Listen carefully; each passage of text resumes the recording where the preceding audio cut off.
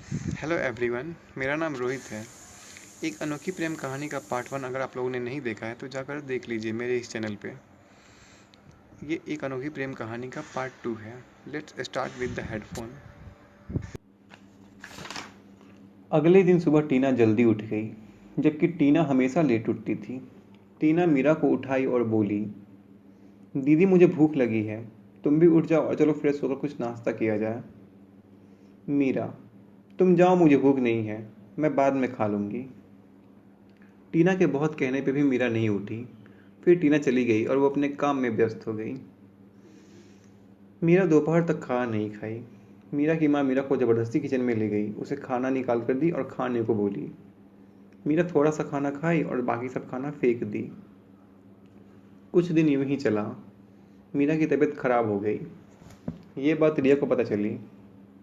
रिया ने विक्रम को बताया, पर विक्रम ने रिया की बातों को इग्नोर कर दिया और उसे कोई जवाब नहीं दिया। रिया मीरा से मिलने गई,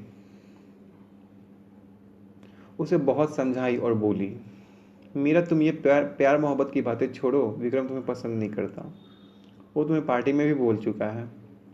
मीरा तुम अपने फ्यूचर पे ध्यान दो। इसे वैसे विक्रम तो मेरा कज़न है, फिर भी मैं अब उससे कुछ नहीं कह सकती। मीरा, तुम सही बोली रिया, मैं फ्यूचर पे ध्यान दूंगी। इतना कहकर मीरा चुप हो गई। रिया, अब मैं चलती हूँ मीरा, अपना ख्याल रखना। मीरा, ठीक है रिया। कुछ साल बीत गए। मीरा अब पढ़ने के लिए शहर जाने का सोच रही थी। साथ में टीना को भी लेकर जाने का सोच रही थी, पर घर में आमदनी नहीं था उतना कि वे लोग शहर जाकर पढ़ सकें। मीरा की माँ ने कहा, मीरा मेरे कुछ गहने हैं और तुम्हारी नानी माँ के कुछ गहने हैं, इन्हें बेचकर तुम शहर जाकर पढ़ाई करो और साथ में वहाँ कोई छोटा मोटा पार्ट टाइम जॉब देख लेना। मीरा और टीना ने कहा, ठीक है मम्मी। वे दोनों शहर चली गई पढ़ने और वहाँ वे लोग ट्यूशन पढ़ा के कुछ खर्चा अपना निकाल लेती थी। वहाँ मीरा और टीना की एक फ्रेंड बन गई, उसका नाम रोशनी था। मीरा और टीना की रोशनी से अच्छी दोस्ती हो गई। रोशनी शहर की लड़की थी। वो थोड़ा स्टाइलिश कपड़े पहनती थी और हमेशा लोगों को अपनी तरफ अट्रैक्ट करने की कोशिश करती थी। वैसे रोशनी बहुत हेल्पफुल भी थी। वे मीरा और टीना को अपनी तरह बनाने की कोशिश में लग गई थी। वो उन्हें हमेशा बोलती, एक बार ट्राई तो करो ऐसे कपड़े पहन के, उतना भी बुरे बुरे नहीं है ये कपड़े, शहर में तो इतना चलता है, इतना भी बुरे नहीं है ये कपड़े। टीना और मीरा ने सोचा एक बार ट्राई कर ही लेते हैं, अगर सही नहीं रहेगा तो दोबारा नहीं पहनेंगे। मीरा और टीना कुछ कपड़े ट्राई की, वे बेहद खूबसूरत लग रही थीं। उनकी खूबसूरती उन ड्रेसेस में और बढ़ गई। टीना और मीरा को मेकअप करना सिखाया रोशनी ने और उन्हें अच्छे अच्छे ड्रेसेस भी खरीद दिए। मीरा और टीना में काफ़ी चेंजिंग आने लगी। उन दोनों की खूबसूरती दिन पर दिन बढ़ती जा रही थी और वे लोग रोशनी की बातों पर ज़्यादा ध्यान देने लगे थे। टीना, रोशनी और मीरा अपने कॉलेज में हमेशा अच्छे नंबरों से पास होती थी। तीनों की पढ़ाई पूरी हो गई थी, उन्हें एक अच्छा जॉब भी मिल गई। कुछ साल बीत गए। इधर रिया, जो मीरा के नानी गांव में रहती थी, उसकी शादी फिक्स हो गई। रिया मीरा और टीना को शादी में आने के लिए कही। मीरा ने कहा, OMG, तुम्हारी शादी फिक्स हो गई? रिया, हाँ। मीरा, ओके, हम दोनों ज़रूर आएंगे। मीरा और टीना दोनों गांव आ गई। रिया के शादी के दिन ही सुबह में, रात में वे लोग शादी में गईं। रिया काफ़ी खूबसूरत लग रही थी दुल्हन के ड्रेस में। विक्रम अपने कज़न रिया की शादी में काफ़ी बिजी था। अचानक उसकी नज़र मीरा पर पड़ी। वो चौंक गया मीरा को देखकर। उसे अपनी आंखों पे विश्वास ही नहीं हो रहा था कि उसके सामने मीरा खड़ी है।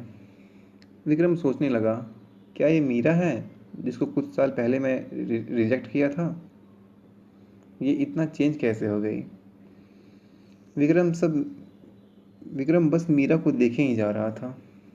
मीरा की नज़र अचानक से विक्रम पे पड़ी और वो वहाँ से दूर चली गई, क्योंकि मीरा वो दिन भूली नहीं थी जब विक्रम सबके सामने बेइज्जत करके उसे रिजेक्ट किया था और कहा था कि आसपास नहीं रहो।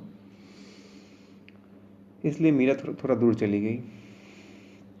विक्रम अपने आप को रोक नहीं पा रहा था। वो मीरा को देखे ही जा रहा था और उसकी तरफ बढ़ने लगा। मीरा थोड़ा डर गई कि विक्रम क्यों आ रहा है।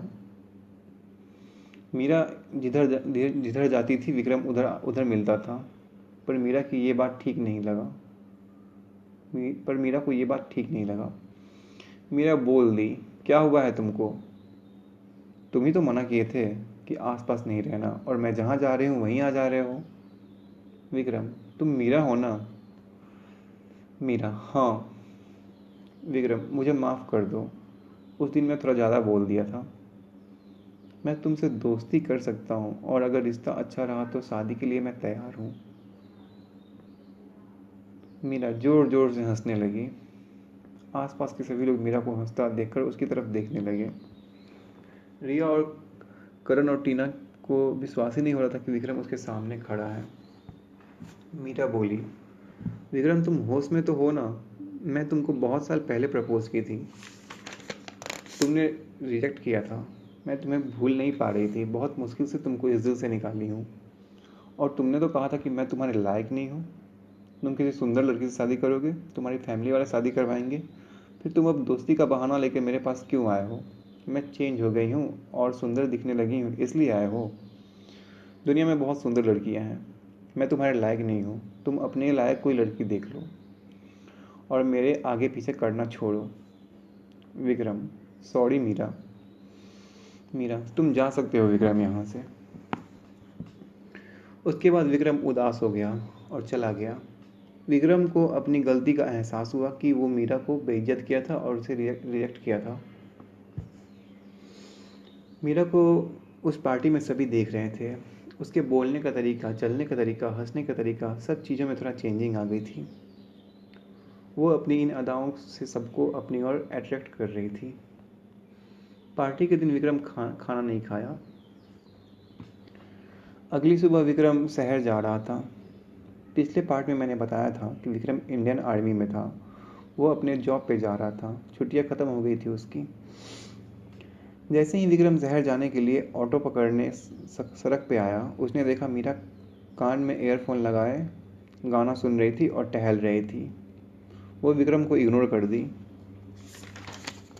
पर विक्रम उसको देखे जा रहा था। अचानक एक कार आई और मीरा को टक्कर मार दी। मीरा वहीं गिर गई, उसका हाथ पैर सब छिल गया, वो उठ नहीं पा रही थी।